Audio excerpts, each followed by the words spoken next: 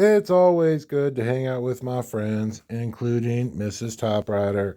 She very much approves of this 1956 Remington Cicero. It is quite exciting because not only does it type, as long as you use it well. Oh, let's get back to that. Types well, as long as your fingers are willing to rock it. This is a Dutch keyboard. Let's get this in focus. We have a few exciting symbols, a dead key, and a few other good things.